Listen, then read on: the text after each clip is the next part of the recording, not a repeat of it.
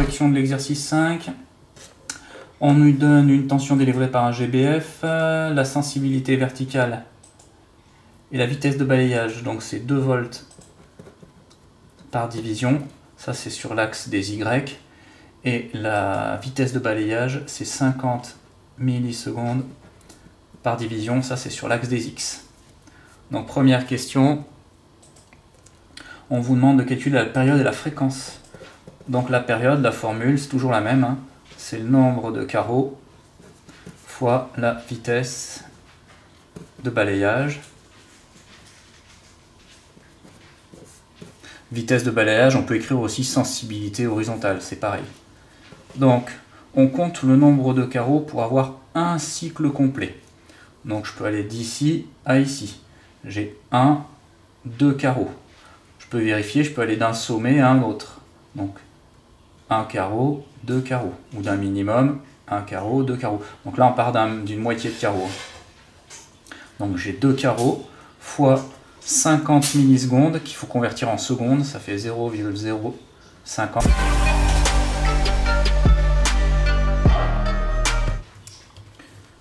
Donc 2 fois 0,05. Ça fait 0,1 seconde. Pour la fréquence, ensuite, c'est très simple. 1 sur T, 1 sur 0,1. Ça va faire 10 Hz normalement.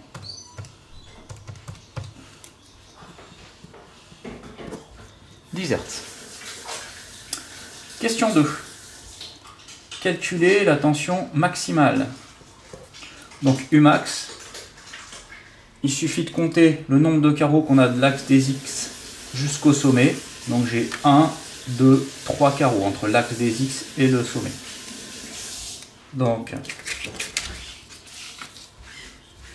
Umax, c'est le nombre de carreaux fois la sensibilité verticale.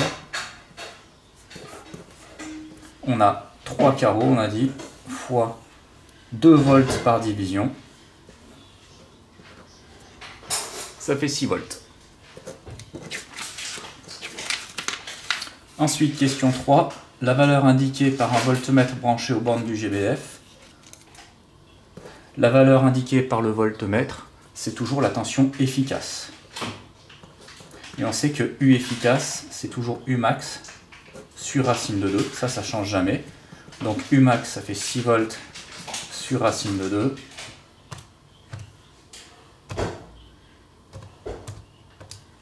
Ça fait 4,24.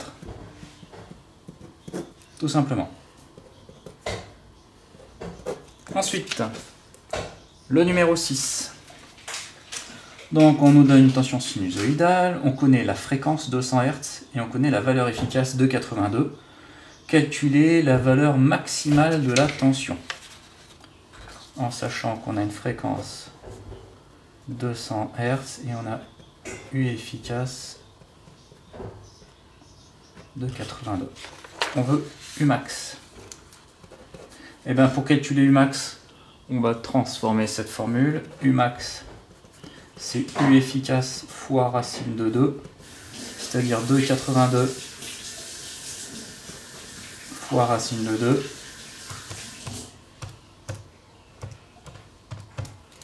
Ça fait 3,9888. Allez, on arrondit à 4 volts, à peu près. Ensuite, question 2.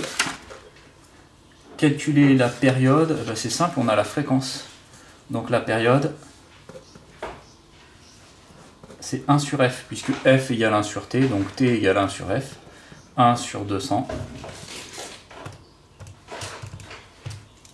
Ça fait 0,005 secondes, puisque la période est toujours en secondes.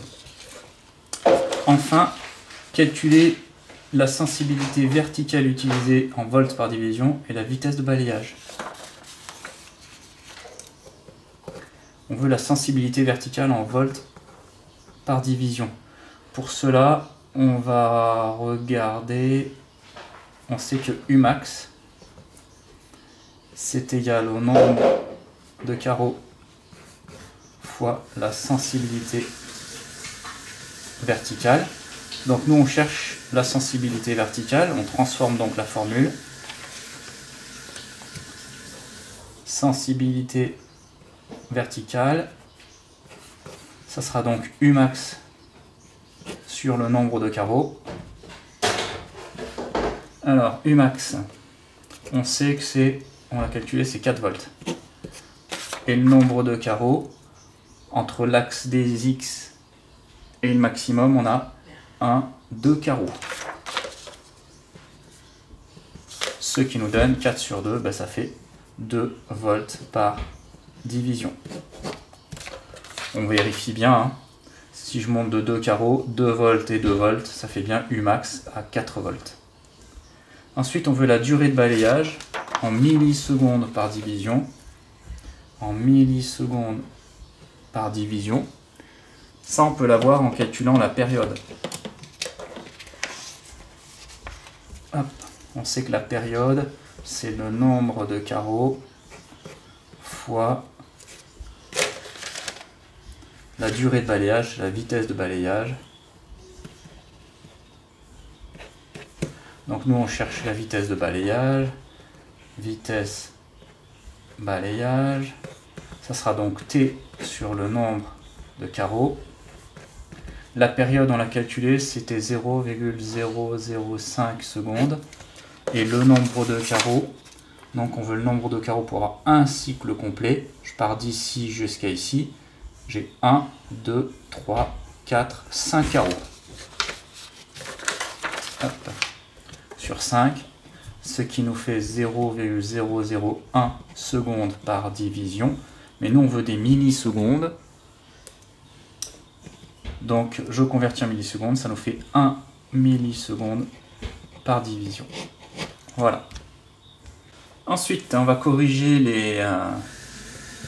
les différents graphiques pour calculer à chaque fois Umax, T et la fréquence. Donc, je commence par le numéro 1. On veut Umax. C'est donc le nombre de carreaux fois la sensibilité verticale.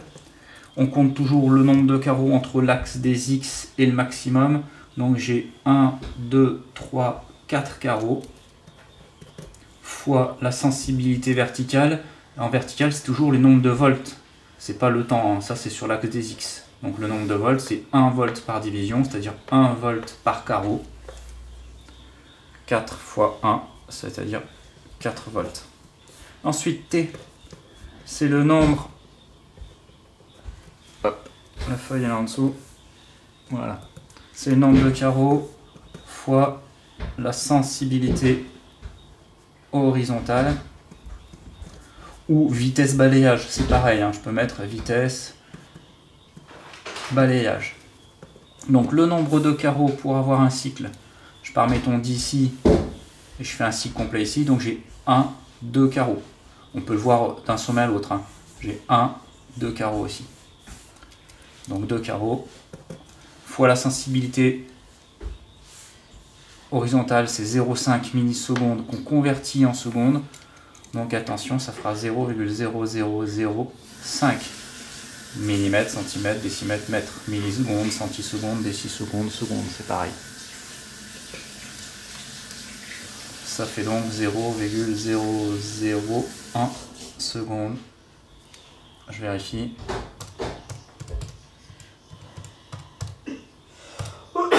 C'est bien ça.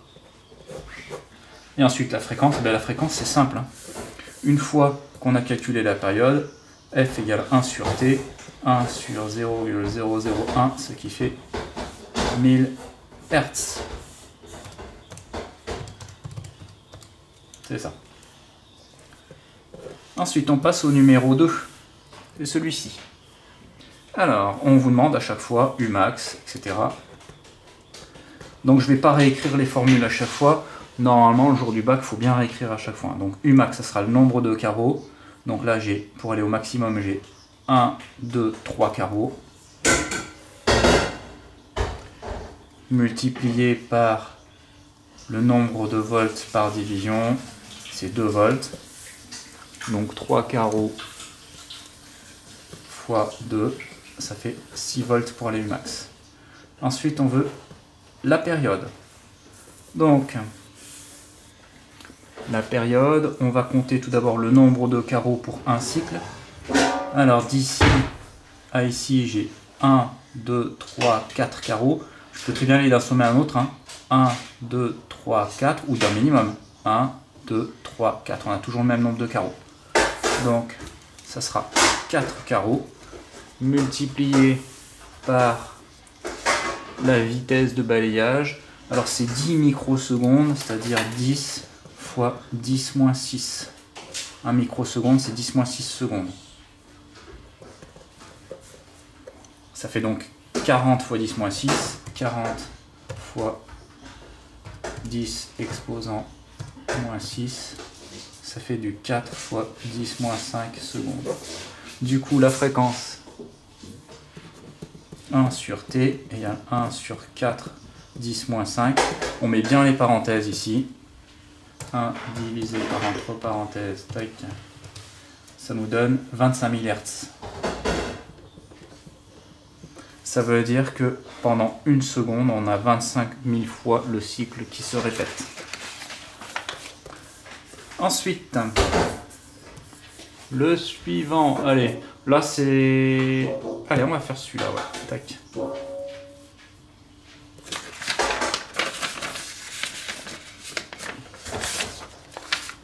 Le 3. Est-ce que ça rentre? Voilà, hop. Alors, on veut Umax. Nombre de carreaux, 1, 2,5. 2,5 carreaux fois 5 volts par division. 2,5 fois 5, ça fait 12,5 volts. La période, alors le nombre de carreaux pour un cycle complet. 1, 2, 3, 4, 5, 6, 7, 8 carreaux. 1, 2, 3, 4, 5, 6. J'ai 8 carreaux pour un cycle. Fois 5 millisecondes, qu'on convertit en secondes, 0,005. 8 fois 0, ça fait 0,04 secondes. Et la fréquence, 1 sur t, 1 sur 0,04, 25 Hz. Ensuite, on va en faire un dernier. Allez, on va faire celui-là. Puisque vous avez compris, la méthode, c'est toujours la même. Alors, ça change pas. Hein. Si on veut calculer Umax, on prend d'ici jusqu'au sommet 1, 2, 3 carreaux. Fois 10 millivolts par division, qu'on convertit en volts, c'est-à-dire 0,010. Ce qui fait 0,03 volts. Pour la période, alors un cycle, on a 1, 2, 3, 4 carreaux. Fois 1 milliseconde, 0,001, ça fait 0,004 secondes. Et la fréquence, 1 sur 0,004, allez, 250 Hz. Alors je vais vous faire une petite vidéo explicative sur le calcul du déphasage, parce que je vous ai donné l'exercice 8 à faire, mais je ne vous ai pas expliqué la méthode, je me suis aperçu. Donc prenons un exemple sur ces deux tensions. Alors première question qu'on peut se poser souvent, c'est quelle est la courbe qui est en avance? Là, il suffit de regarder les deux sommets. Donc cette tension numéro 1, on voit que son sommet est avant la tension numéro 2, en allant de la gauche vers la droite. Donc la tension numéro 1 est en avance par rapport à la tension numéro 2. Ensuite, si on veut calculer les déphasages, première chose à faire, il faut connaître la période. Donc T, ce sera le nombre de carreaux fois la sensibilité horizontale ou la vitesse de balayage, c'est pareil. Donc pour un cycle, alors je prends n'importe laquelle des deux courbes, puisque quand on a deux courbes sur un même graphique, elles ont forcément la même période et la même fréquence. Je vais compter le nombre de carreaux pour avoir un cycle pour la petite courbe. Donc 1, 2, 3, 4, 5, 6, 7, 8 carreaux, fois la vitesse de balayage, 0,2 secondes par division. 8 fois 0,2, ça fait 1,6 secondes. Ensuite, je vais calculer le décalage horaire, taux. Le décalage horaire, c'est le décalage qu'il y a entre les deux courbes sur l'axe des x. Alors, si par exemple je vais de ce sommet à ce sommet, je vois que le sommet est entre les deux carreaux, au milieu. Donc j'ai 0,5 carreau plus 1 carreau, ça me fait 1,5 carreau de décalage. Je peux le voir sur l'axe des x. Entre ici et ici, j'ai 1 carreau et la moitié d'un à peu près, donc 1,5 carreau.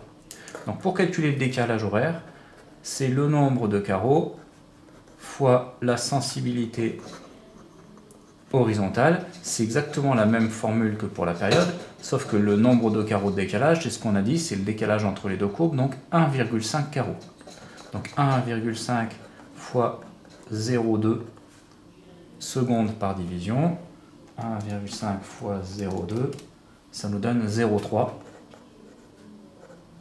secondes pour le décalage horaire. Donc maintenant, je peux calculer le déphasage phi. Phi, c'est égal à 2pi fois tau sur t. Donc je remplace 2pi fois... Alors, quand on met les valeurs, il ne faudra jamais mettre les résultats qu'on a trouvés ici. Il faudra toujours prendre cette étape-là. Il faudra toujours faire apparaître le nombre de carreaux. Comme ça, la vitesse de balayage ou la sensibilité horizontale, on va pouvoir la simplifier. Puisque l'objectif, ça sera d'avoir une valeur exacte. Donc pour tau, je ne vais pas prendre 0,3 secondes, mais je vais prendre cette ligne. Le nombre de carreaux fois la vitesse de balayage. Donc 1,5 fois 0,2 divisé par la période, je prends aussi cette ligne, 8 fois 0,2. Comme ça, les vitesses de balayage, 0,2, elles s'annulent. Et on va pouvoir avoir une valeur exacte. Donc, ça nous donne 2pi fois 1,5 sur 8. Alors, en simplifiant, 2 fois 1,5, ça fera 3pi sur 8. C'est en radians. Et ça ne se simplifie pas, donc on laisse cette valeur exacte. C'est mieux 3pi sur 8 que 3 fois... Alors, je vais le calculer. Pi divisé par 8. Ça fait à peu près 1,178, etc.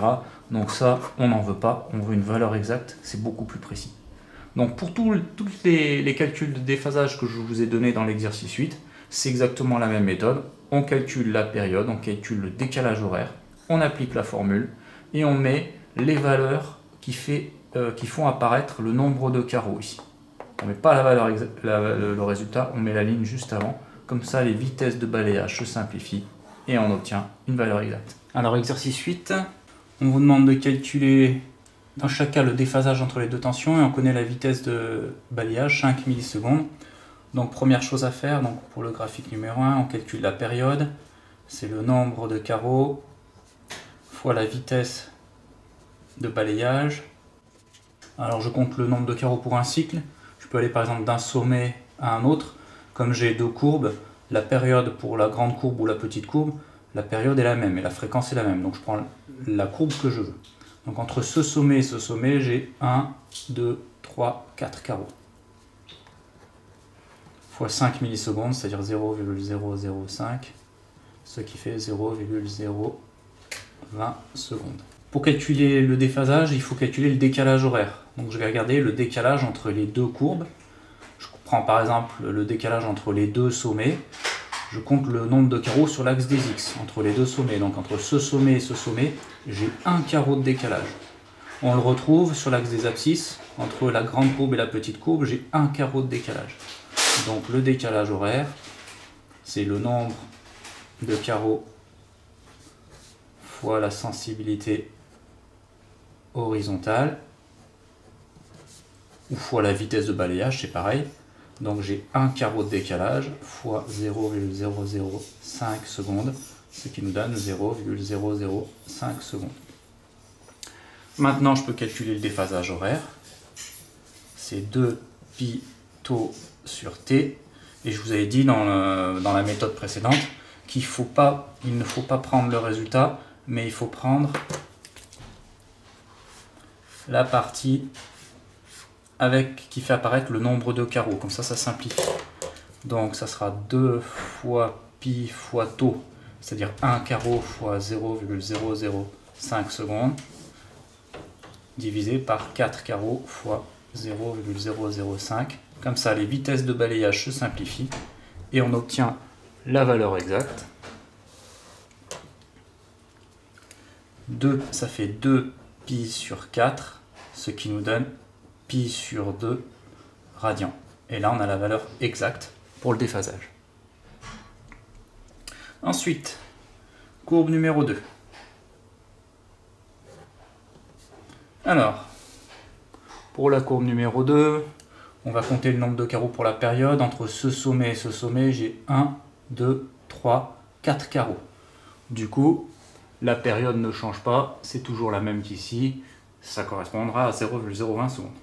Ensuite, le décalage horaire. Alors, entre ce sommet et ce sommet, eh bien, on s'aperçoit qu'on n'a aucun décalage horaire. Les deux courbes ont leur sommet exactement au même moment. Du coup, si on calcule le décalage horaire, ça sera le nombre de carreaux fois vitesse de balayage. Alors, je n'écris pas la formule. Ça sera 0 carreau de décalage fois 0,005, ce qui nous donne un décalage horaire de 0 secondes. Du coup, le déphasage, 2 pi tau sur t, et bien 2 fois pi fois 0 divisé par t, ça fait 0 radian. Il n'y a donc aucun déphasage. Du coup, lorsque les courbes ont leur sommet au même moment, on dit qu'elles sont en phase. Parce qu'il n'y a pas de déphasage. Donc là, on peut rajouter les courbes où les tensions sont en phase. Puisque le déphasage est nul. Ensuite, la courbe 3. Alors, entre les deux sommets, 1, 2, 3, 4 carreaux de décalage. Du coup, la période, c'est la même que pour la première. 4 fois ça, ça me donne 0,020 secondes. Ensuite, le décalage horaire.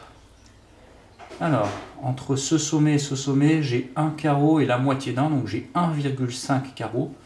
On le vérifie sur l'axe des X. Entre cette courbe et cette courbe, j'ai 1,5 carreau. Du coup, tau,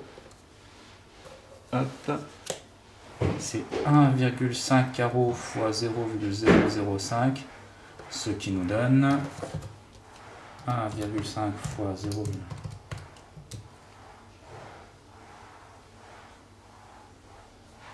0,0075 secondes. Du coup, je peux calculer le déphasage. 2 pi tau sur t. 2 pi fois, alors je ne prends pas ce résultat, je prends celui avec le nombre de carreaux. 1,5 fois 0,005 sur 4 fois 0,005. Les vitesses de balayage s'annulent. Donc 2 fois 1,5, ça fait 3 pi sur 4 radians. Et ça ne se simplifie pas. Dernière courbe. Alors, entre deux tensions, entre les deux sommets, 1, 2, 3, 4, du coup la période ne change pas. Par contre, entre la grande courbe et la petite courbe, on voit qu'entre les deux sommets, sur l'axe des X, on a un décalage de 2 carreaux pour le décalage horaire tau. Du coup, alors, ça sera 2 carreaux fois 0,005, ce qui me donne 0,010 secondes. Phi 2 pi tau sur t, 2 pi tau, donc 2 fois 0,005 sur 4 fois 0,005. 2 fois 2, ça fait 4 pi sur 4, c'est égal à pi radian de déphasage. Donc ensuite, on passe à l'exercice 9. Un dipôle est constitué par l'association en série d'une résistance donc de 10 ohms et d'une bobine. L'ensemble est soumis à une tension sinusoïdale fournie par un générateur basse fréquence, un GPF. Et on visualise à l'aide de l'oscillo bicourbe la tension U aux bornes du dipôle et la tension U' égale R fois I aux bornes de la résistance, et donc l'image de l'intensité du courant qui circule dans le circuit, voie B. Ces deux courbes figurent sur l'oscillo ci-contre. On vous donne la sensibilité verticale pour la voie A, la voie B, et on vous donne la vitesse de balayage, la durée de balayage. Alors, ici il y a quelque chose qui doit normalement vous choquer, c'est que je vous avais dit que sur un oscillo, Un oscilloscope, c'est un appareil qui mesure uniquement des tensions en volts. Or, sur la courbe, on s'aperçoit qu'ici, il y a un U pour dire que c'est la tension. Par contre, ici, il y a un I qui correspond à une intensité. Ça, c'est un abus de langage. En réalité, on n'a pas le droit de noter I, on devrait noter une tension U. Alors, cet abus de langage, ça vient tout simplement de cette loi d'Ohm. La tension U' égale RI aux bornes de la résistance. Aux bornes de la résistance, on applique cette loi d'Ohm. U égale R fois I. Ou ici, U' égale R fois I. Donc, rigoureusement, à la place de I, on devrait noter U'.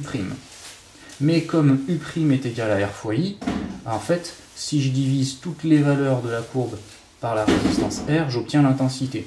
Donc, en quelque sorte, si on connaît U', on peut en déduire l'intensité I. C'est pour ça que cette courbe, il la note I. Voilà. Mais rigoureusement, on devrait noter U' pour la tension. Alors, première question, déterminer la période et la fréquence de la tension d'alimentation.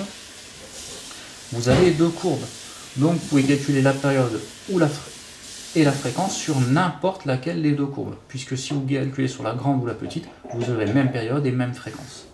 Donc, la période, c'est le nombre de carreaux fois la vitesse de balayage ou la durée de balayage. Alors, le nombre de carreaux, je vais prendre un cycle complet, je vais partir d'ici et aller jusque là. J'ai 1, 2, 3, 4, 5, 6, 7, 8 carreaux. Fois la vitesse de balayage, 0,5 millisecondes. Donc on a vu ici, millisecondes, centisecondes, décisecondes, secondes. Attention, il y a 3 zéros derrière, comme c'est 0,5. Ce qui nous donne 8 fois 0,004 secondes. Du coup, la fréquence, c'est 1 sur T. Hop, je monte. La fréquence, c'est 1 sur T. 1 sur 0,004. Ce qui nous donne, divisé par ce, on répète, 250 Hz. Ensuite, deuxième question, calculer le décalage horaire taux entre U et I, c'est-à-dire le décalage horaire entre les deux courbes. C'est donc le nombre de carreaux fois la vitesse de balayage. Alors, entre les deux courbes, sur l'axe des X, ça se voit très bien, entre les deux courbes, on a seulement un carreau de décalage. On peut le vérifier entre les deux sommets, sur l'axe des X, on a un carreau de décalage. Donc 1 carreau fois 0,0005. Hop, tout simplement. En déduire le déphasage phi, puis calculer le facteur de puissance cos phi du dipôle. Alors phi, c'est 2 pi tau sur T, 2 pi, alors il faut faire apparaître le nombre de carreaux, fois 1 fois 0,0005 sur T, on avait 8 carreaux, fois 0,0005, ça fait donc 2 pi sur 8, ça se simplifie, ce qui nous donne pi sur 4 radians. Hop. Et calculer le facteur de puissance. Donc le facteur de puissance, on en parlera dans le prochain chapitre. Le facteur de puissance, c'est tout simplement ce qu'on appelle cosinus phi. Cosinus phi. C'est donc cosinus de pi sur 4. Attention, pi sur 4 est en radians. Il faut donc que la calculatrice soit en radians. Donc, on va dans mode. Je sélectionne les radians, Enter, seconde entité, et là on fait cos pi, alors pi où est-il? Seconde pi divisé par 4, ça nous donne 0,71 environ. À peu près 0,71. C'est un nombre sans unité.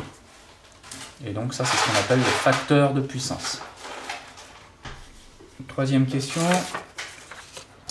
Alors, calculer la valeur U max' et U efficace' de la tension U' aux bornes de la résistance. Donc U' aux bornes de la résistance, c'est la courbe que l'on note petit i. Alors pour calculer Umax', c'est le nombre de carreaux fois sensibilité verticale. Alors, pour la courbe I, c'est la petite courbe entre l'axe des abscisses et le sommet, on monte de 2 carreaux. Fois. Alors après, il faut vous lire la sensibilité verticale sur la bonne voie. La voie B, ça correspond à U'. Donc la voie B, c'est ici. Fois 2,5 volts par division. 2,5 et 2 fois 2,5, ça nous donne 5 volts. Ensuite, on nous demande U efficace prime. Et bien c'est Umax' sur racine de 2. Donc 5 sur racine de 2, ce qui nous donne, divisé par racine de 2, 3,54 environ. Et enfin, Umax' est aux bornes de la résistance, c'est bon. Et petit 4.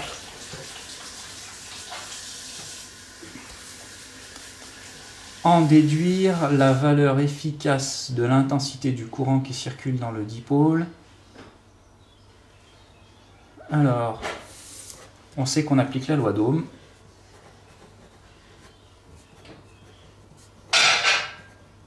Cette loi d'Ohm, elle est valable uniquement aux bornes de la résistance. Aux bornes de la résistance. La résistance, on a vu que c'était la courbe que l'on notait I, puisqu'on pouvait appliquer U' égale R fois I. Donc, la loi d'Ohm aux bornes de la résistance, c'est U' efficace égale R fois I efficace. Et nous, on voit la valeur, voilà. Si j'avais mis U' max, j'aurais écrit R fois I max. Donc, I efficace, c'est donc égal à U' efficace sur la résistance. U' efficace 3,54 divisé par R. Alors R, je crois que c'était 10 ohms. La valeur de la résistance, elle est donnée ici, 10 ohms. Ça nous donne 0,354 ampères.